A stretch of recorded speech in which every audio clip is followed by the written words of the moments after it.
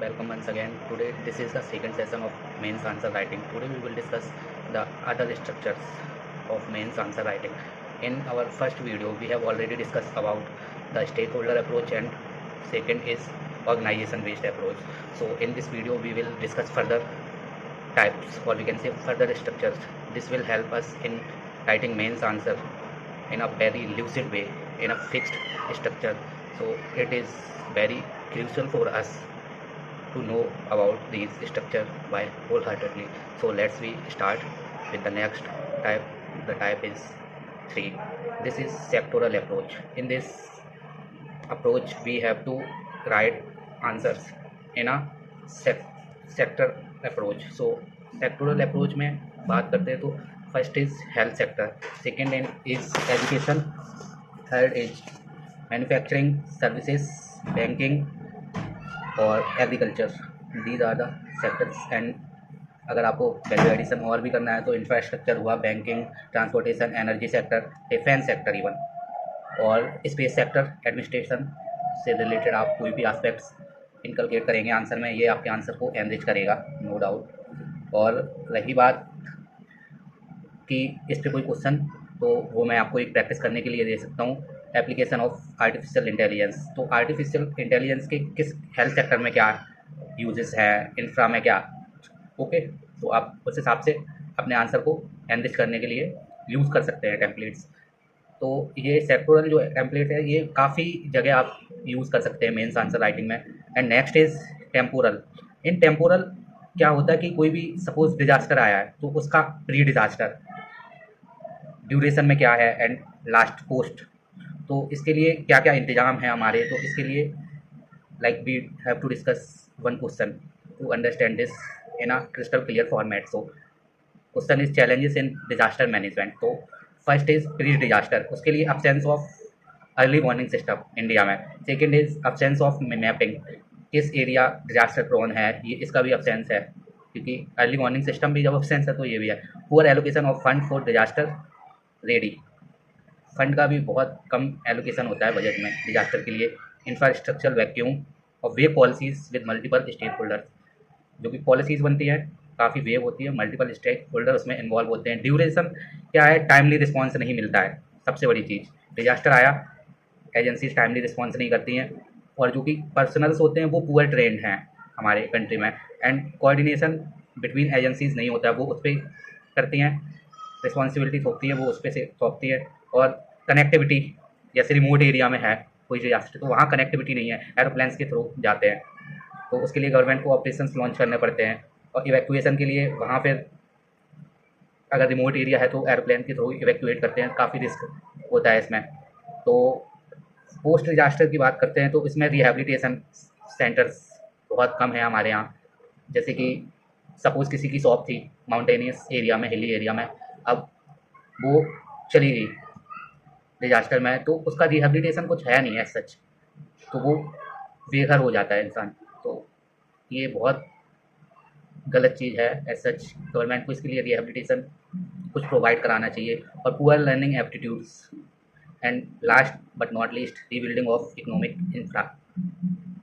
Rebuild तो कराते ही नहीं है, जैसे लैंडस्केप हो गया कहीं, अभी जोशीमठ में बहुत ज़्यादा चला था, तो रिबिल्ड कराने के लिए ऐसा वहाँ पे कोई ऐसे प्रोविजंस हैं भी नहीं, क्योंकि हिली टेरेन है और लोग कहते हैं यहाँ पे इंफ्रास्ट्रक्चर अगर क्रिएट हुआ तो वो कोलैप्स कर जाएगा, इसलिए गवर्नमेंट कुछ सोचती भी नहीं है इवन इसके बारे में. तो नेक्स्ट स्ट्रक्चर पे चलते हैं, pastel approach. Pastel in the sense political, economic, social, technological and environmental या एडमिनिस्ट्रेशन, कुछ भी बोल सकते हैं. Pastel PESTAL, PESTAL. तो यहाँ पे ई की जगह इन्वायरमेंटल और ए, बस इतना सा है. And last is legal, security level पे. तो इस डायमेंशंस में ये ओल्ड वर्जन हो चुका है. बहुत से लोग पेस्टल अप्रोच पे आंसर लिखते हैं, सुना भी होगा आपने कि पेस्टल अप्रोच पे लिखो answer, political, social, economic, technological. ठीक है, तो इसके लिए एक क्वेश्चन मैं आपको प्रोवाइड कराता हूँ, चैलेंजेस ऑफ मैन्युफैक्चरिंग सेक्टर. तो इसमें हिस्टोरिकल, एथिकल, साइकोलॉजिकल और इंटरनेशनल रिलेशन, ये एस्पेक्ट्स को आप यूज़ कर सकते हैं. इसमें दोनों अप्रोच यूज़ हो सकते हैं. एक जो कि मैं बता चुका हूँ स्टेक होल्डर, जो कि फर्स्ट था हमारा, वो यूज़ कर सकते हो, और पेस्टल अप्रोच. और need of women in politics, इसमें पेस्टल अप्रोच का यूज़ करो. कुछ क्वेश्चंस हैं जो कि अप्रोचेस बेस्ड पे होते हैं। हालांकि हम कुछ भी ऐसे लिखेंगे तो नो डाउट एवरेज मार्क्स मिल सकते हैं। एवरेज मार्क्स नहीं चाहिए हमें हर क्वेश्चन में एक एक्स्ट्रा मार्क्स चाहिए। लाइक सपोज 4 जीएस पेपर हैं, 20 क्वेश्चन मान के चलते हैं, तो एक पेपर में 20 क्वेश्चन याद रखो। तो 20 मार्क्स एक क्वेश्चन से जब हम गेन कर सकते हैं एक्स्ट्रा, यानी कि 80 मार्क्स रैंक को कहाँ से कहाँ ला सकते हैं, एज वी ऑल नो। तो ठीक है, नेक्स्ट अप्रोच पे चलते हैं।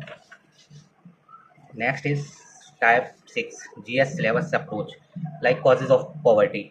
जीएस के सिलेबस यहाँ पे आप पूरा इनकलकेट करो, like polity and governance, corruption and leakages, poor implementation of government policies.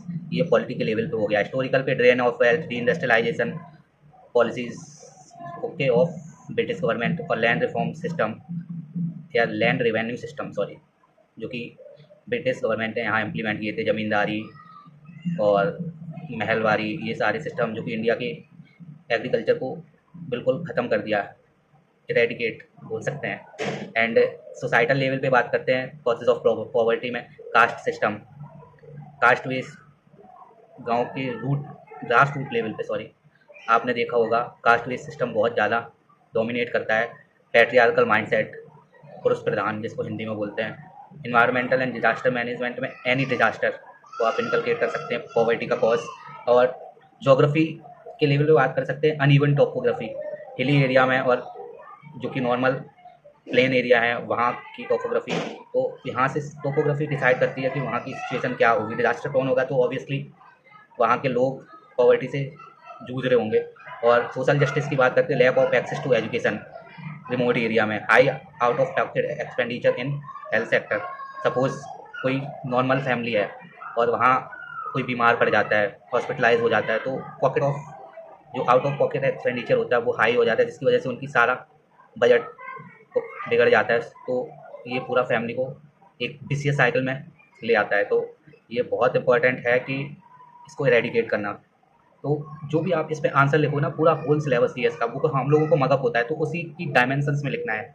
तो आप इस पर वर्क कर सकते हैं। एंड नेक्स्ट इज क्वेश्चन मैं आपको दे सकता हूँ इसी अप्रोच पे जीएस सिलेबस पे, causes of land degradation, historical, societal, geographical, political, environment, economic and agriculture related issues आप यूज़ कर सकते हैं लैंड डिग्रेडेशन की कॉजेज में।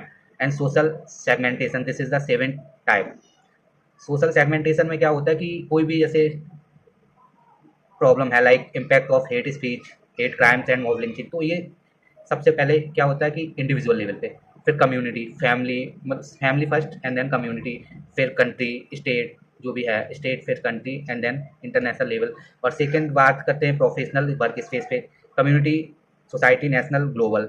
और इसका 4.4 जो वर्जन है इम्पैक्ट ऑफ हेट स्पीचेस का, तो इसमें जो सोशल सेगमेंटेशन का अपना है टाइप, इसमें जो लास्ट पॉइंट है but not least, socially abled और LGBTQ, इनके रिस्पेक्ट में भी आप लिख सकते हो, और वुमेन एंड चाइल्ड यूथ।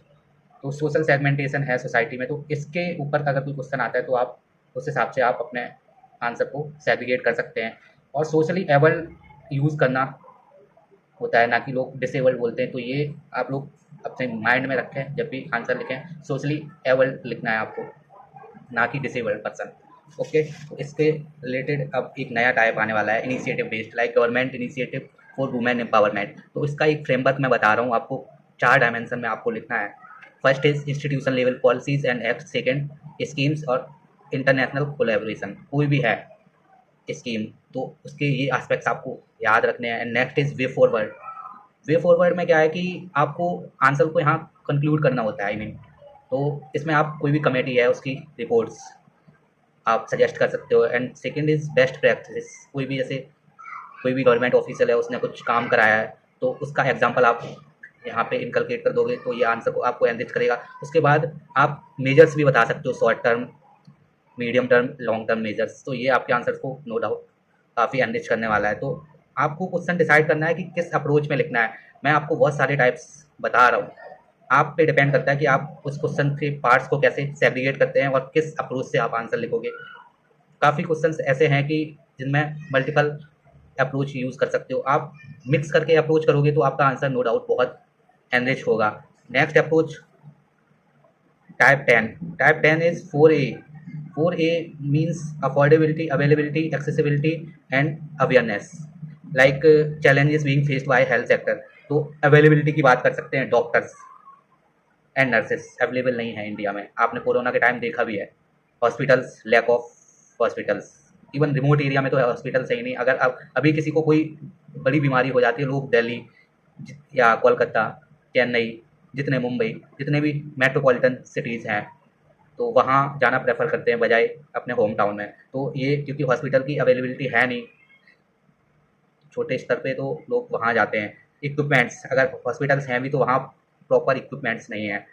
और ड्रग्स, मेडिसिन एंड डेटा, आप एक चीज़ देख सकते हैं जो कि आपको सुना हुआ हो कि दशरथ मान जी, उनकी वाइफ प्रेग्नेंट थी और पहाड़ पड़ता था गांव में, तो समहाउ वो नहीं ले जा पाए। आई थिंक 9 या 18 किलोमीटर का था। फिर उन्होंने ये डिसाइड कर दिया कि इस पहाड़ को तोड़ के रोड बनानी है जो कि शहर को कनेक्ट करती थी, तो उन्होंने अकेले ही उस पहाड़ को तोड़ा, जितना भी टाइम लगा, पर उन्होंने वहाँ से रोड बनाई। तो एक्सेसिबिलिटी ना होने के कारण भी चीज़ें ख़राब हो जाती हैं। तो इसमें 4A's का जो अप्रोच है, अफोर्डेबिलिटी, एक्सेसिबिलिटी, अवेयरनेस, अवेलेबिलिटी, तो इसमें अवेलेबिलिटी के ये फैक्टर थे जो कि मैंने बताए। अब बात करते हैं अवेयरनेस। लोगों को अवेयरनेस नहीं होती है। लाइक गवर्नमेंट काफ़ी स्कीम्स चलाती है, ये तो जिससे फ्री इलाज भी हो सकता है पर फैमिली, शायद 5 लाख उस स्कीम का, मेरे को भी अभी ऐसा नाम याद नहीं आ रहा। तो आयुष्मान आयुष्मान भारत के थ्रू है, वो 5 लाख पर फैमिली को प्रोवाइड कराते हैं ये लोग। और अफोर्डेबिलिटी क्या है, out of pocket expenditure India में बहुत है। अगर कोई भी बीमारी हुई तो लोग काफ़ी डेप्थ में चले जाते हैं और उस विशेष साइकिल से कभी उभर नहीं पाते हैं, पूरा फैमिली का कोलैप्स कर जाता है। तो ये मेरे कुछ पॉइंट्स थे। तो बेस्ट ऑफ लक जो भी मेंस लिख रहे हैं इस बार। ये मैंने कुछ आप लोगों को जो कि पॉइंट्स हैं इस पर वर्क करिए। आंसर लिखना अलग चीज़ है, आंसर का प्रेजेंटेशन अलग चीज़ है। एवरेज आंसर सारे लिखेंगे लेकिन हमें सिलेक्शन लेना है, सो हमारा आंसर यूनिक होना चाहिए। ये जो मैंने आई थिंक 10 टाइप्स बताए हैं, आगे फर्दर टाइप अगर मेरे को टाइम मिला तो मैं डिस्कस करूँगा आपसे। तो ये सारे जो टाइप हैं ये बहुत बहुत इंपॉर्टेंट। इसमें पेस्टल वाला जो अप्रोच है ये लोग मोस्टली यूज़ करते हैं अपने आंसर राइटिंग में। स्टेक होल्डर वाला भी, ये दो अप्रोच है ना, ये मोस्टली लोग यूज़ करते हैं। तो आप इसको भी यूज़ कर सकते हैं अपने नीड ऑफ द क्वेश्चंस के according. And second is that कि मेंस एक अलग गेम है, यहाँ कंपटीशन कम है विद रिस्पेक्ट टू प्रीलिम्स। तो पूरी जान लगाओ, क्वेश्चन छूटना नहीं चाहिए एक भी, क्योंकि भले ही आपने 19 क्वेश्चन अच्छे लिखे हैं पूरे, एक क्वेश्चन आपने छोड़ दिया है तो फिर वो 19 क्वेश्चन का कोई फ़ायदा नहीं है। और याद रखो, अगर क्वेश्चन 15 मार्क्स का है तो 15 पॉइंट्स लिखो उसमें, ओके। अगर 10 मार्क्स का है तो 10 पॉइंट्स लिखो। लोग बोलते हैं ना क्वालिटी पे फोकस करो, क्वांटिटी पे नहीं। कभी कभार चीज़ें ऐसी भी होती है, क्वांटिटी भी होनी चाहिए। क्वालिटी कितनी भी कर लो, कुछ पॉइंट्स बंदा सामने वाला आपका पॉइंट्स ज़्यादा लिख रहा है तो अलग इंप्रेशन पड़ेगा एग्जामिनर पे। तो you should have to keep this thing in mind in a crystal clear format that you are writing mains examination, ना कि कोई बोर्ड वाला।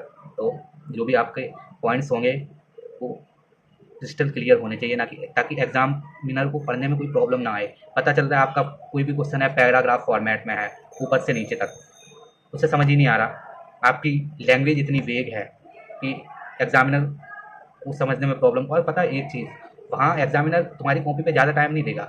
अगर नहीं समझ में आया उसने काट दिया। ज़्यादा हाई फाई बुक मत यूज़ करिए, जो भी है ल्यूसिड लैंग्वेज का यूज़ करिए। कभी भी कोई भी टॉपर से सुन लेना आप, उन्होंने जो भी आंसर लिखे होंगे बड़े सिंपल, जो कि लेमैन लैंग्वेज में कोई भी पढ़े तो उसको समझ आना चाहिए। एग्जामिनर वहाँ 60-65 साल के बैठे होते हैं, उन्हें इतना टाइम नहीं है कि तुम्हारी कॉपी दोबारा से वो चेक करें। तो प्लीज़ ऐसी राइटिंग लिखें जो कि एग्जामिनर को समझ में आए।